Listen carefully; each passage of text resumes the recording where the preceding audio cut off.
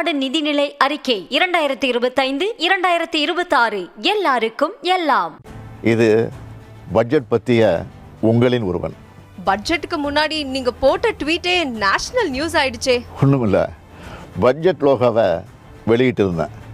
மொழி கொள்கையில் நம்ம எந்த அளவுக்கு உறுதியாக இருக்கோம்னு காட்ட அதில் ரூன்னு வச்சுருந்தோம், அவ்வளவுதான். ஆனால் தமிழை பிடிக்காதவங்க அதை பெரிய நியூஸ் ஆக்கிட்டாங்க. ஒன்றிய அரசுக்கிட்ட 100 நாள் வேலை திட்டத்துக்கான சம்பளத்தை தாங்க, பேரிடர் நிதி தாங்க, பள்ளி கல்வி நிதியை விடுவீங்கன்னு தமிழ்நாடு சார்பாக 100 கோரிக்கை வச்சுருப்பேன். அதுக்கெல்லாம் பதில் பேசாத ஒன்றிய நிதியமைச்சர் இதை பற்றி பேசியிருக்காங்க. அவங்களே பல பதிவுகளில் ரூன்னு தான் போட்டிருக்காங்க. ஆங்கிலத்துலேயும் எல்லாரும் ருப்பீஸை சிம்பிளாக ஆர்எஸ்ன்னு தான் எழுதுவாங்க. அதெல்லாம் பிரச்சனையாக தெரியாதவங்களுக்கு இதுதான் பிரச்சனையாக தெரியுது போல். மொத்தத்தில் இந்திய அளவில் நம்ம பட்ஜெட்டும் இட்டு தமிழும் இட்டு. மறுபுறம் அடித்தட்டு மக்கள்கிட்டையும் அவங்களோட தேவைகள் என்னென்னு கேட்டு தெரிஞ்சுக்கிட்டோம். அது மட்டும் இல்லை, மற்ற மாநிலங்கள்லேயும் நாடுகள்லேயும் மக்கள்கிட்ட நல்ல ரீச்சான திட்டங்கள் என்னன்னு பார்த்து அதை நம்ம மாநிலத்துக்கு ஏற்ற மாதிரி கொண்டு வரணும்னு முடிவு பண்ணோம்.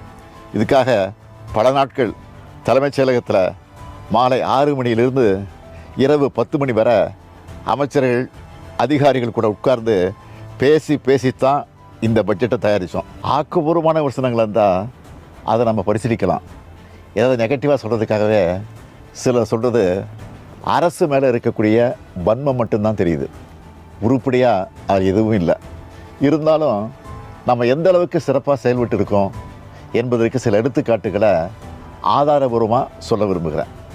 2011 2016 வரைக்கும் நம்முடைய கடன் வளர்ச்சி என்பது 108 விழுக்காடு. இதுவே 2016 2021 128 விழுக்காடாக அதிகரிச்சுது. ஆனால் நம்ம திராவிட மாடல் அரசு பொறுப்பேற்றதிலிருந்து இப்போ வர 93 விழுக்காடுன்னு இதை குறைச்சிருக்கிறோம். தமிழ்நாட்டுடைய கடன் கட்டுக்குள்ளே இருக்குன்னு அண்மையில் வெளியான பொருளாதார ஆய்வறிக்கையும் தெளிவுபடுத்தியிருக்கு. கடன் வாங்காத அரசுன்னு எதுவும் இல்லை. அப்படி வாங்குகிற கடனை முறையாக செலவு பண்ணுறோமா என்பது தான் முக்கியம். அந்த வகையில் எதிர்கால தலைமுறைக்கான முதலீடாக தான் திராவிட மாடல் அரசு கடன் தொகையை செலவு பண்ணியிருக்கு. அதனால தான் எதிர்க்கட்சிகளோட அர்த்தமற்ற விமர்சனத்தை வல்லுநர்களும் நாளேடுகளின் தலையங்கங்களுமே தவறுன்னு ஆணித்தரமாக சொல்லிட்டாங்க. இப்போ அறிவித்ததெல்லாம் உரிய காலத்தில் நடைமுறைப்படுத்த அமைச்சர்களை அதிகாரிகளை முடுக்கி விடுறது தான் உடனடியாக என்னுடைய அடுத்த வேலை. அது மட்டும் இல்லை, ஒன்றிய அரசோட நிதி ஒதுக்கீடுல ஓர வஞ்சனை, அதை பற்றி நாம் குரல் எழுப்புறதா நாடாளுமன்ற தொகுதி குறைப்பு என்ற ஆபத்து. இப்படி நம்ம மாநிலத்துக்கான நிதிக்கும் நீதிக்கும் போராட வேண்டியிருக்கு. அதையும் பார்க்கணும்.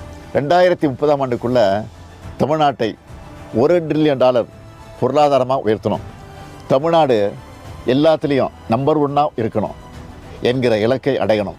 இப்படி நிறைய பணிகள் இருக்குது. அதனால் ஓய்வே கிடையாது. தமிழ்நாடு நிதிநிலை அறிக்கை 2025-2026 எல்லாருக்கும் எல்லாம்.